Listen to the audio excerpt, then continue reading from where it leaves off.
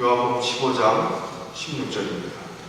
너희가 나를 택한 것이 아니요 내가 너희를 택하여 세웠나니 이는 너희로 가서 과실을 맺게 하고 또 너희 과실이 항상 있게 하여 내 이름으로 아버지께 무엇을 구하든지 다 받게 하려 함이라. 우리가 하나님을 택하는 것이 아니라고 분명히 말씀하셨습니다. 하나님께서 우리를 택하셨습니다. 하나님이 우리를 택하신 이유가 뭐라고요? 어떻게 하기 위해서 우리가 우리의 삶에 과실을 맺게 하고 또 너희 과실이 항상 있게 하여 내 이름으로 아버지께 구하는 무엇을 구하든지 다 받게 하기 위해서 하나님께서 우리를 택하셨다 그렇게 말씀해 주셨습니다. 저는 요즘 이제 설교를 어떻게 준비하려 하면 또 성경 연구 방법 중에서 제 마음에 좀 감동이 되는 방법은 어떤 한 단어들을 묵상하다가 떠오르면 그 단어를 성구를 찾아보는 것입니다. 오늘 부르심도 부르심에 대한 그런 느낌들 마음의 생각들을 하다가 부르심이라는 단어가 계속 머릿속에 남았습니다. 그래서 부르심이라는 단어를 성경 성구사전에 찾아보면 하나님께서 사람을 불러서 하나님의 역사를 이룬 기록들은 성경에 얼마든지 많이 있지만 구약 성경에도 많이 있지만 부르심이라고 하는 단어는 신약 성경에만 나타납니다. 신약 성경에 이 부르심이라는 단어를 다 찾아보면 몇십 개의 성경책이 있는데 그 성경책을 처음부터 읽어보면 그냥 부르심이라는 게 원하는 그 의미가 아닌 부르심이라는 단어 때문에 검색되는 것도 있어요. 그런 것 몇 개를 제외하면 참 희한하게 하나님의 말씀이 살았고 운동력이 있다는 것이 그리고 다 짝이 있다는 것이 얼마나 경험이 되는지요. 서론 물론 결론의 말씀이 그 성구 내에서 다 나오더라고요. 그래서 오늘 제가 준비하면서 느낀 그 감동, 그 성경 구절마다 깨닫는 어떤 그 마음들을 우리 성도님들도 같이 좀 깨달았으면 좋겠다는 심령으로 말씀을 드리는데 그 기분과 그 느낌이 과연 얼마나 전달될지 모르겠습니다. 그러나 성경 연구 방법 중에 하나 좋은 방법을 권해드립니다. 어떤 단어가 떠오르시면 다 찾아보셔서 거기에 주시는 그 말씀을 보면 그 단어의 의미가 좀 명확해지고 또 하나님이 주시고자 하신 메시지가 확실해집니다. 오늘 부르심이라고 하는 그 개념을 우리가 그 성구의 다양한 많은 성경 구절들을 통해서 우리의 삶에 적용해 보고자 하는 것입니다. 하나님의 부르심은 차별이 없으십니다. 로마서의 이 부르심이라는 단어가 로마서 1장 1절에 신약성경에 제일 첫 번째 나오는 말씀인데 예수 그리스도의 종 바울은 사도로 부르심을 받아 하나님의 복음을 위하여 택정함을 입었습니다. 자, 바울이 사도로 부르심을 받았다고 했습니다. 1장 1절에 사도로 부르심을 받았다 그러면 우리는 사도가 아니니까 부르심은 특정 사람들에게만 해당되는 것인가 선지자에게나 사도에게나 제자에게나 그렇게 생각할 수 있습니다. 요 성경 구절만 읽었을 때는 그렇습니다. 그런데 6절에 보니까 너희도 그들 중에 있어 예수 그리스도의 것으로 부르심을 입은 자리라. 누구도요? 우리도 그 당시 말씀을 전달받았던 교회 지도자들만이라고 할 수도 있지만 또 다른 성경책을 보겠습니다. 7절 로마에 있어 하나님의 사랑하심을 입고 성도로 부르심을 입은 모든 자에게 하나님 우리 아버지와 주 예수 그리스도로조차 은혜와 평강이 있기를 원합니다. 뭐라고요? 성도로 부르심을 입은 모든 자에게. 자, 우리가 하나님께서 거룩한 무리라고 거룩한 존재라고 거룩한 사람이라고 칭해 주시고 우리를 불러주셨다는 것입니다. 우리 모두를 불러주셨다는 것입니다.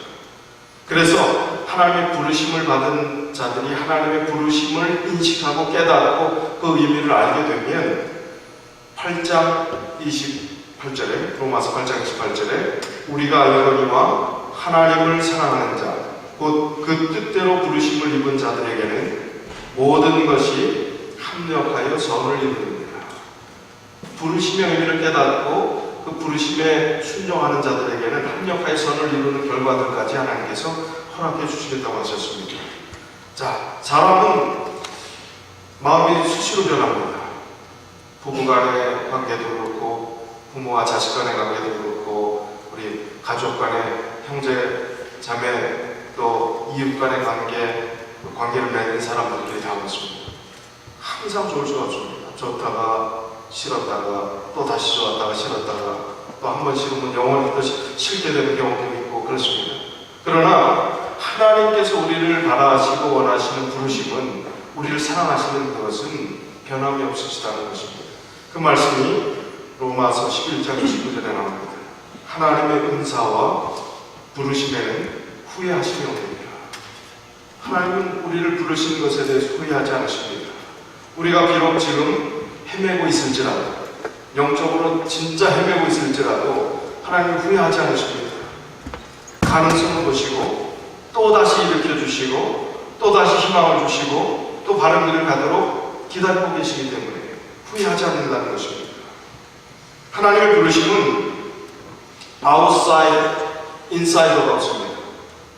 성경에 있는 말씀을 보면 구약시대 유대인들이 그토록 유대주의, 이방인 따로 제껴놓고 그렇게 자기들만을 위한 그런 풍토 속에서 예수님께서 이 공중의 봉사생애를 시작하셨을 그 당시에도 예수님께서 부르셨던 많은 사람들, 용납하셨던 많은 사람들이 이방인이었던 것을 봅니다. 가나안 여인, 사마리아 여인, 그들은 또 다른 선교사가 되었습니다.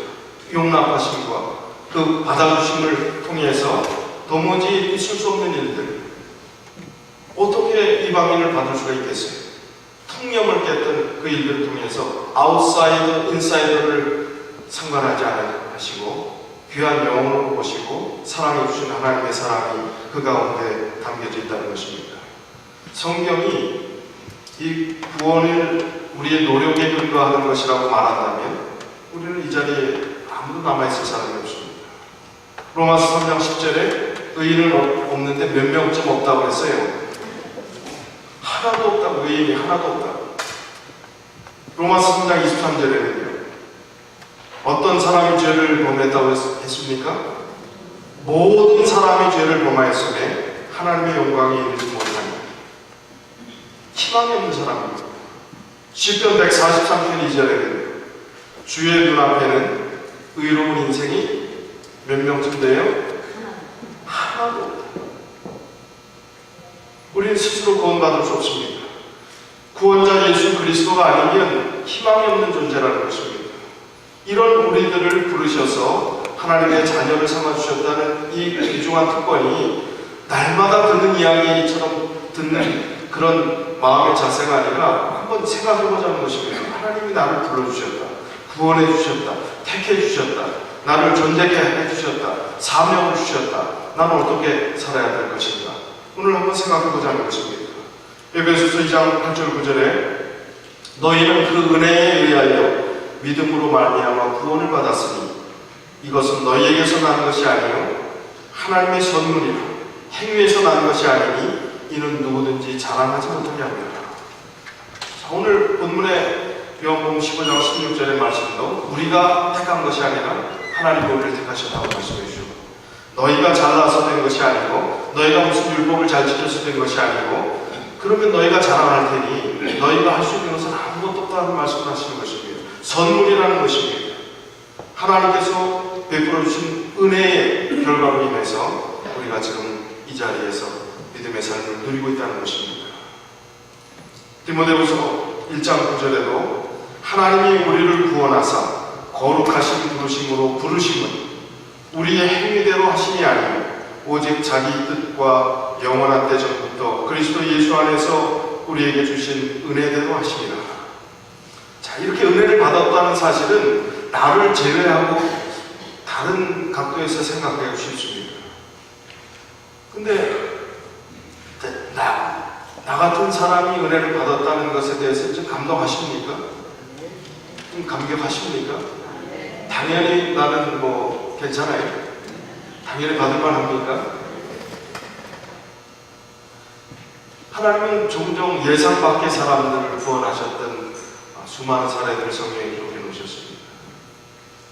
정말 목숨이 경각간에 달려있는 인생의 실패자, 루저라고 할 수 있는 십자가상의 강도, 희망이 없는 거 아닙니까? 실패자 아닙니까? 예상밖의 구원 아닙니까? 그가 예수 그리스도를 향한 그 짧은 시간에 주님께 마음을 드렸을 때 오늘 내가 너에게 말하는 나와 함께 나번에 갈 것이다. 하나님의 구원의 역사가 예상 밖에서 이루어진 것을 봅니다. 사도 바울은 어떤 사람이었습니까? 하나님을 믿는다는 잘못된 유대주의 신앙관을 가지고 그리스도인들을 핍박하고 잡아 죽이는 일을 했던 사람입니다. 이런 사람은 만약에 지옥불의 형벌이 그야말로 우리가 통념적으로 생각하는 그런 개념이라면 뭐 옛날에 유머 가운데 그런 게 있어요. 뭐 지옥에 가면 염라대왕이 뭐 이 짓을 잘못한 사람은 재봉질을 하는데 그냥 온몸에 재봉틀을 가지고 그냥 수없이 오바로크를 친다고. 오바로크가 뭔지 아세요? 그냥 보통 사람이 이렇게 바늘로 찌르는데 죄를 많이 진 사람은 오바로크를 친다는 거예요. 막 이렇게 된다는 얘기겠죠. 그런 얘기가 있는데 사도 바울이 만약 그런 통념상의 그런 지옥의 형벌을 받는다면 어떤 형벌을 받아야 될 사람이에요? 하나님을 바로 믿는 사람은 그렇게 잡아 죽이는 일을 했으니까 오바로크 당할 사람이에요. 그런데 이 사도 바울을 구원하셨어요. 예상 밖의 구원입니다. 예수 그리스도께서 만나주셨습니다. 희망 없는 자에게 희망을 베풀어 주시는 하나님의 놀라운 예상 밖의 그 구원이 얼마나 많은 사람들에게 펼쳐져 있는지요. 예수님을 부인한 저주까지 했던 제자, 아니 우리 조금 저주 내지는 우리에게 배신한 사람 우리가 얼마나 용납합니까? 우리한테 싫은 얘기 만큼만 해도 우리는 관계가 틀어집니까?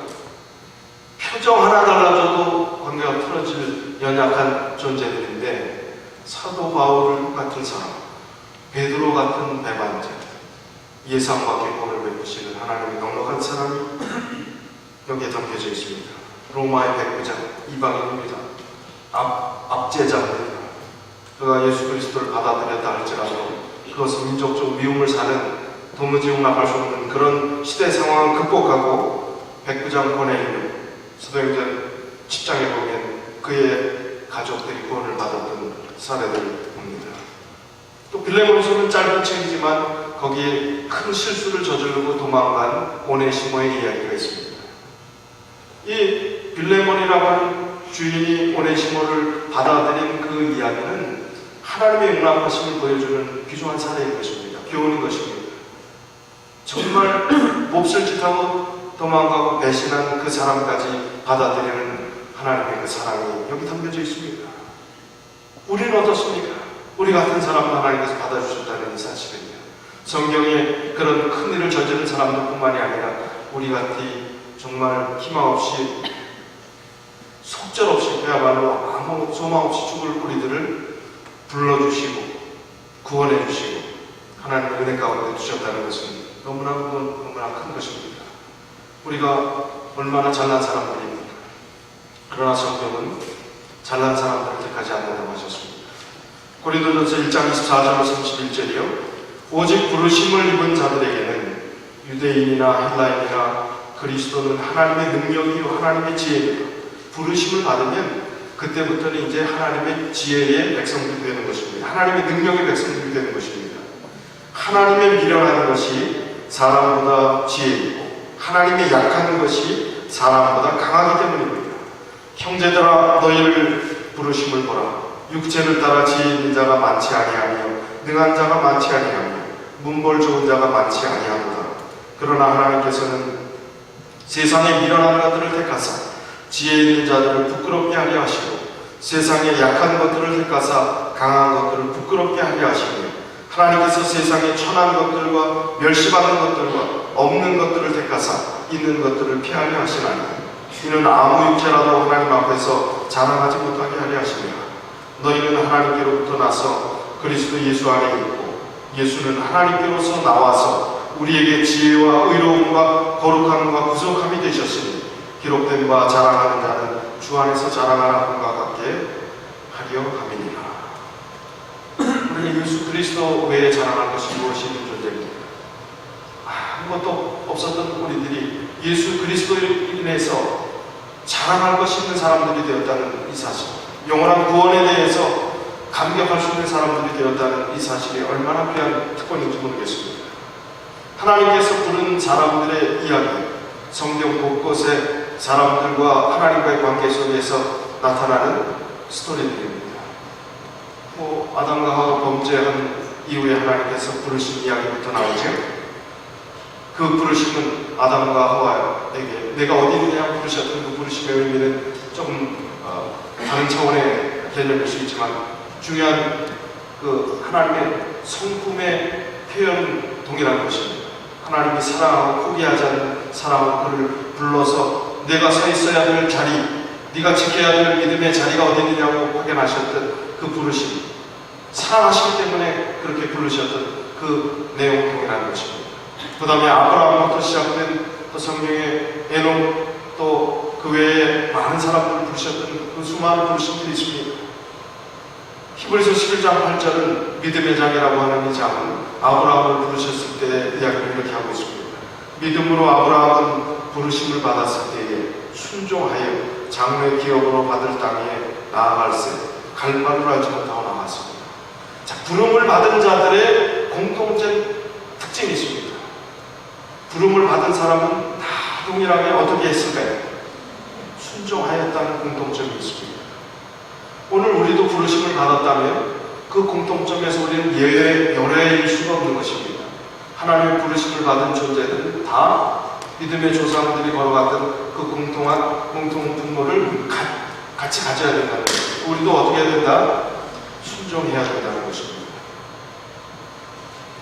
이 전 세계에 흩어진 여러 선교기관들이 있습니다. non-profit 개념으로 특별히 어떤 종파에 구애받지 않는 아주 큰 사역을 하는 단체가 있는데 그 사역단체는 제가 마음으로 굉장히 존경하는 단체가 있어요.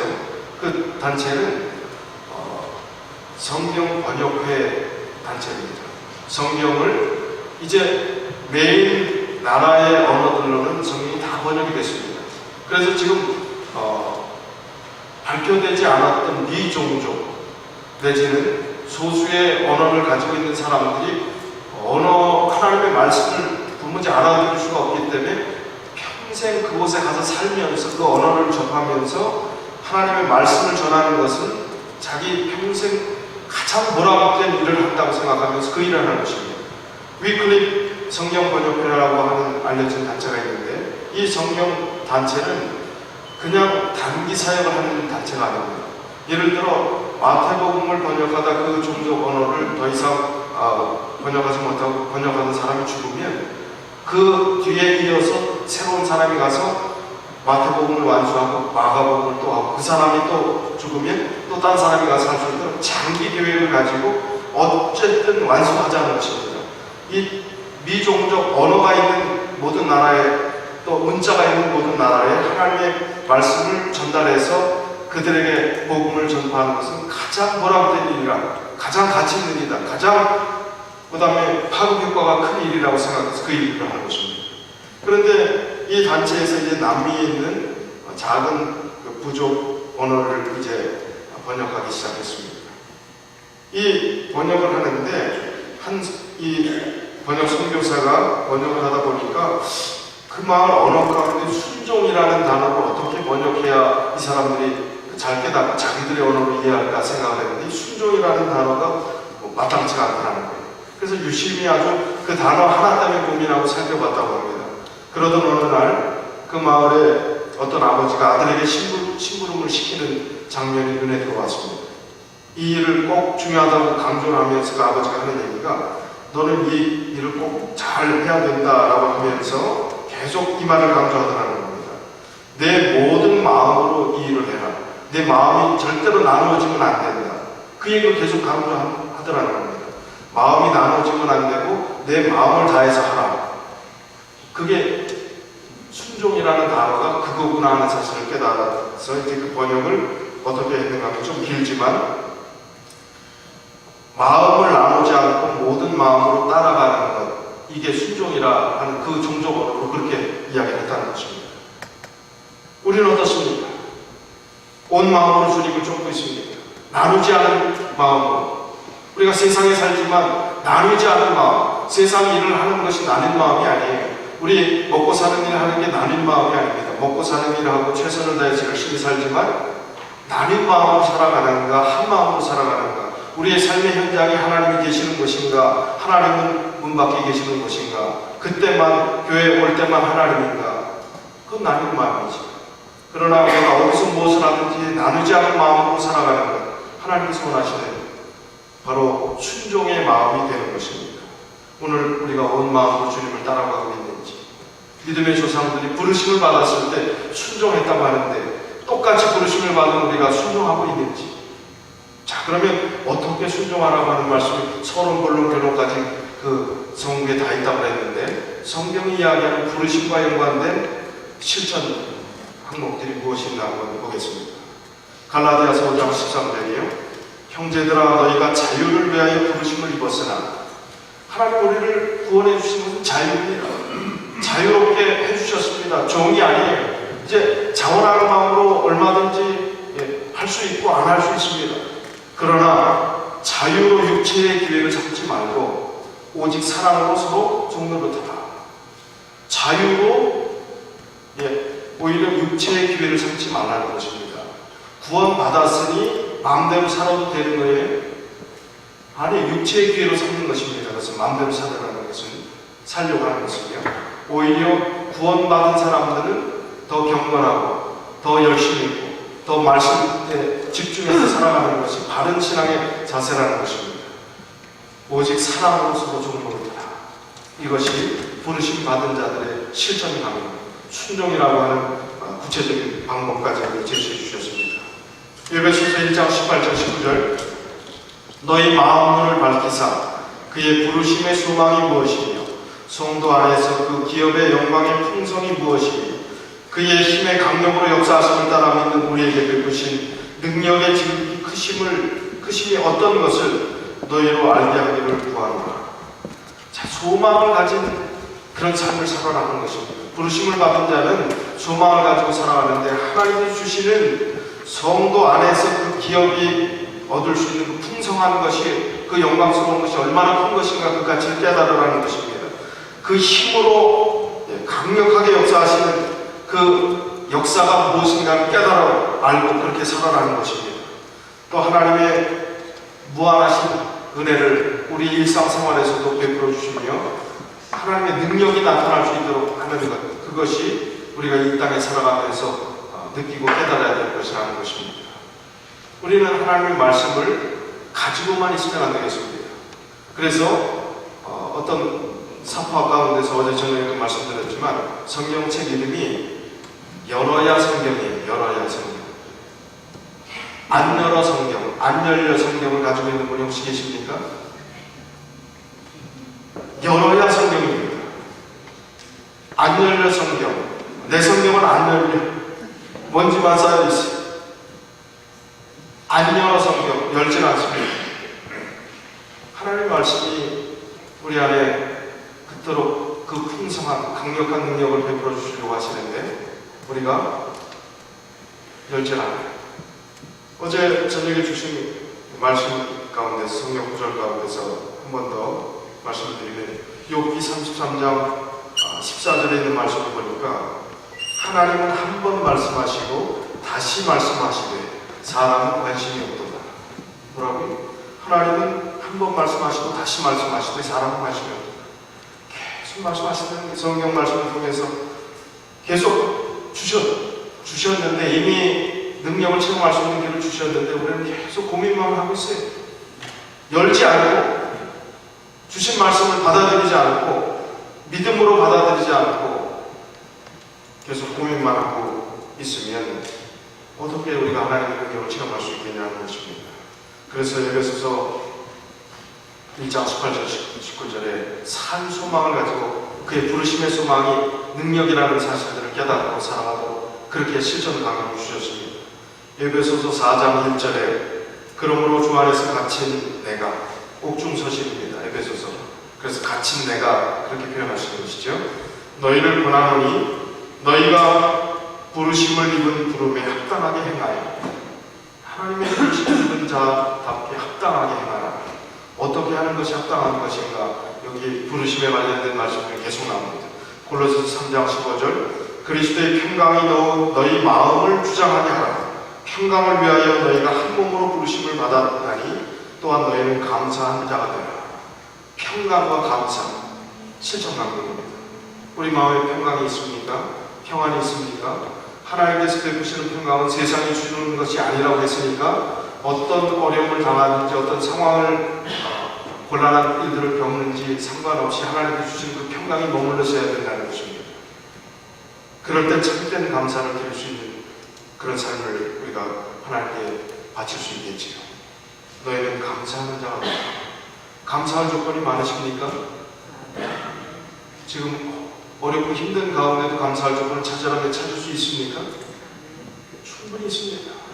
감사할 게 너무나 많습니다. 그러나 감사를 느끼지 못하고 원망하고 또 우리가 당한 현실에 집착해서 그 괴로운 문제에만 빠져 있으면 평강이 올 수가 없어요. 하나님께 감사할 조건이 있을 수 없습니다. 문제가 해결돼야 감사한다는 것은 아주 초보적인 신앙입니다. 평안할 때 감사할 수 있는 것은 이 안전할 때 여기서 주는 하나님의 평강이 아닌 그냥 우리가 아무 문제 없을 때만 감사할 수 있으면 그거는 초보 단계에 있는 신앙입니다. 그 신앙이 아니라 하나님이 주시는 그 평강이 머물러 있을 때 늘 감사할 수 있는 그 감사의 마음을 가지고 살아가는 것이 부르심을 받은 자들이 살아가야 할 삶의 태도임을 보여주신 것입니다. 데살로니가전서 4장 7절 하나님이 우리를 부르심은 부정케 하심이 아니 거룩게 하심이니. 성도라 하는 이름 자체가 거룩한 삶을 추구하는 자들의 이름 아니겠습니까? 기도와 말씀으로만 거룩해질 수 있다는 성경 구절이 있습니다. 기도와 말씀 없이 우리가 어떻게 거룩한 경건한 삶을 추구할 수 있겠습니까? 그래서 우리의 삶은 하나님의 부르심은 부정케 하심이 아니라 거룩케 하심이라고 실전 강령을 또 말씀해 주셨습니다. 데살로니가후서 1장 11절에 이러므로 우리도 항상 너희를 위하여 기도하면 우리 하나님이 너희를 그 부르심에 합당한 자로 여기시고 모든 선을 기뻐함과 믿음의 역사를 능력으로 이루게 하시고. 하나님의 부름에 합당하게 사는 사람들은 바로 모든 선을 기뻐함과 믿음의 역사를 능력으로 이루는 삶이 합당하게 부르심에 합당하게 살아가는 삶임을 이야기하는 것입니다. 우리가 선한 것을 기뻐한다 하는 말씀을 반대로 이야기하면 불의를 악한 것을 타협하지 않고 거기에 끌려가지 않는 것을 이야기하는 것입니다. 모든 선을 기뻐해야 되는 것입니다. 그러나 우리의 일상생활에 우리의 이해관계 또 혹은 어떤 욕심에 따라서 이것은 하나님 기뻐하시는 선이 아닐진데도 불구하고 우리가 양보하고 포기하고 합리화시키는 경우들이 얼마나 많이 있습니다. 그래서 여기 주신 이 말씀 문자 그대로 모든 선을 기뻐하고 믿음의 역사를 능력으로 이루게 하시는 그 하나님의 은혜를 따라 살아가는 그런 지혜를 우리가 계속해서 실천해 나가야 할 것입니다. 디모데전서 6장 12절 믿음의 선한 싸움을 싸운다. 믿음에 있어서 다 합리화시키면요 조금 멋있어 보이는 사람들이 있어요. 조금 자유주의 신앙을 하는 사람들은 조금 멋있어 보일 수가 있어요. 그런데 굉장히 위험한 것입니다. 내면이 준비되어 있지 않고 자유주의처럼 이야기하고 다 포용하는 것처럼 보이고 다 그냥 뭐 도에 다다른 것처럼 보이면 차라리 율법주의가 더 안전할지 모르겠어요. 왜냐하면 그냥 하나님의 사랑과 은혜로 다 모든 것이 다 해결된 것처럼 여기고 합리화시키고 원칙도 지키지 않고 다 쉽게 다 포기해버리는 그런 경향이 있기 때문에 그렇습니다. 스스로 그냥 하나님 은혜 가운데 살아가는 착각을 가지고 살아가는 그런 경우가 있습니다. 그래서 중요한 것은 믿음의 선한 싸움을 싸우는 그것이 무엇인가? 하나님께서 우리를 부르셨을 때는 끝까지 하나님의 부르심에 믿음의 경주에 완주하기를 바라시고 우리를 부르신 것입니다. 그래서 믿음의 선한 싸움을 싸우는 영생을 뭐하라고요? 취하라는 개념이 좀 전투적입니까? 근데 이렇게 말씀하셨어요. 사도 바울이 거저 주어진 선물인데 뭘 취하라고 해요? 영생을 취하라, 선한 싸움을 싸우라. 이것은 그냥 너희들이 가볍게 생각할 것이 아니라 하나님의 은혜를 받은 사람들은 이렇게 중요한 하나님의 구원의 놀라운 문제를 받아들인 그 사람들이 이렇게 살아야 된다는 것을 이야기하는 것입니다. 이를 위하여 내가 부르시는 것, 믿음의 선한 싸움을 싸우기 위해서 하나님을 부르셨다는 것입니다. 영생을 취하는 그 영적 전투에서 승리하도록 하나님께서 우리를 부르셨다는 것입니다. 그리고 증인 앞에서 선한 증거를 증거하라 하는 교훈을 주십니다. 히브리서 3장 1절이요.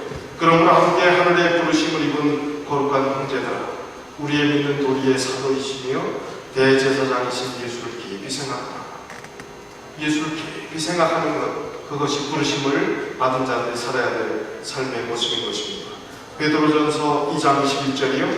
이를 위하여 너희가 부르심을 입었으니 그리스도도 너희를 위하여 고난을 받으사 너희에게 본을 끼쳐 그 자취를 따라오게 하려 하셨느니라. 부르심을 받은 자들은 고난도 받을 수 있음을 이야기하는 것입니다. 그 고난을 예수님이 받아서 감내하셨던 것처럼 그 고난을 어떻게 받아들이라고 달게 여기고 그 고난은 우리의 더 나은 향상을 위해서 하나님께 주시는 또 다른 은혜임을 생각하면서 받아들이는 것이 부르심을 받은 자의 자세임을 여기서 강조하고 있습니다. 베드로전서 3장 9절은 악을 악으로 욕을 욕으로 갚지 말고 도리어 복을 빌라. 이를 위하여 너희가 부르심을 입었으니 이는 복을 유업으로 받게 하려 하십니다. 자, 이 말씀을 아주 작은 일상에서 한번 실천해 봐야 되겠다 머릿속에 생각하고 있었는데 실천할 일이 생겼어요. 제가 하늘소망 소그룹에서 지금 말씀을 드렸었는데 제가 월남 목수집 자주 가는 데가 있어요. 우리 최상희 집사님이 그때 미디어 팀 한번 같이 식사 같이 하자고 해서 소개했던 데인데 그 후로 제가 좀 가끔 자주 가는 편입니다. 근데 거기 가면 베지테리안 국물로 하는 그 월남 쌀국수가 있습니다. 그게 맛이 좋아서 두부 그냥 거의 한 반 이상 넣어주는 것 같아요. 가고 이제 그 주인이 와서 제가 자주 가는 사람이니까 장사 잘하는 사람 그 사람 딱 들어오면 벌써 메뉴 딱 준비됩니까? 미국 사람은 어떻게 맨날 똑같은 것만 시키는지. 근데 저도 그렇게 됐어요. 똑같은 거. 그게 베트남 말로 포짜이. 그게 채식 쌀국수라는 뜻입니다. 제가 메뉴 주길래 메뉴 돌려주는 포짜이 스몰 베트남 사람 같잖아요. 왜 안 왔다고 딱 그러고 가더니 금방 뭐가 나왔는데 웬 고기가 잔뜩 들어오는 국수가 나온 거예요. 그러면서 제가 말을 듣고 지금 베지테리안 그렇게 얘기를 했어요. 근데 이분이 귀도 한번 듣지 않고 주인이에요. 그런데 그걸 가지고 왔어요. 그래서 나는 포짜이 시켰다. 내가 베지테리안 그거 달라고 했지 않았냐 하는데 네가 포타이라고 했다는 거야. 포타이. 메뉴를 보니까 포타이가 있어요. 화를 내는 거예요. 화를. 주인이 자기가 그렇게 얘기했으면 어떻게 화를 냅니까? 마음속에 이런 개 같은 이런 생각이 이런 개 같은 경우가 어디 있나 속에 생각이 잠깐 들었어요. 그런 주인이 어디 있어요? 당연히 미안하다고 바꿔줘야지. 어떤 주인이 그렇습니까? 화를 내요. 단골인데 더군다나. 그래서 제가 마음속에 기분 나쁜 그 생각들을 어떻게 해야 내가 영적으로 손해를 안 볼까 생각을 해봤습니다. 그래서 일단 바꿔와서 잘 먹고 그 주인이 지도 기분이 안 좋으니까 한쪽 구석에서 그냥 저를 피하려고 해요. 제가 갔습니다. 야, 너희 식당이 여기 포틀랜드에서 너무 아니다. 최고다. 내가 정말 미안하다. 내 발음이 안 좋아서 네가 못 알아들어서 그랬는데 야, 내가 단골 아니냐. 다음부터 좀 잘 도와주면 좋겠다. 이렇게 얘기하니까 제가 그 얘기할 때까지 기분이 나빴거든요. 다시는 안 하려고 그러거든요. 그런데 그 얘기를 하고 나니까 마음이 폐해지는 거예요. 그 주인이 어떤 태도로 바뀌었을까요? 어색하고 피하고 그랬을까요? 더 좋고 미안해서 어쩔 줄 모르고 얼굴이 그냥 화색이 되면서 제가 그렇게 하니까 괜히 어깨동무를 하면서 얼마나 반갑게 하는지. 그러면 저도 살고 그분도 사는 거예요. 욕을 욕으로 바꾸면, 욕을 욕으로 바꾸지 말고 도리어 복을 빌라. 이를 위하여 너희가 부르심을 입었으니. 제가 조금 실천했습니까? 여러분도 좀 실천해 보시겠습니까? 그러면 제가 마음에 남는 게 하나도 없더라고요. 기분이 좋더라고요. 그 뒤로 아직 못 갔는데 이제 또 갈 겁니다. 대우가 어떨까요? 더 반가워할까요? 피할까요? 욕을 욕으로 바꿨으면, 이런 무슨 개 같은 욕을 했다 그랬으면, 그리고 또 왔으면 음식 맛이 없었을 거예요. 하나님 안에서 하나님께서 우리에게 베푸시는 그 삶은, 부르심을 입은 자들의 삶은 바로 복을 빌어주는 삶이라고 했습니다. 어려움을 당했다 할지라도. 이제 결론의 말씀입니다. 베드로서 1장 10절. 그러므로 형제들아 더욱 힘써 너희 부르심과 택하심을 굳게 하라. 너희가 이것을 행한즉 언제든지 실족지 아니하리라. 요한계시록 17장 14절에 저희가 어린 양으로 더불어 싸우려니와 어린 양은 만주의 주시요 만왕의 왕이심으로 저희를 이기실 터이요 또 그와 함께 있는 자들 그 부르심을 입고 빼내심을 얻고 진실한 자들은 이기리로다. 부르심을 입은 자들의 결론은 승리입니다. 하나님께서 우리에게 승리를 주실 것입니다. 그래서 부르심을 입은 자답게 믿음으로 열심히 사시다가 주님 오시는 그날에 또 우리의 생명이 다한 그때에 승리의 노래를 부르시는 우리 믿음의 가족들이 다 되시길 바라면서 말씀 드리겠습니다.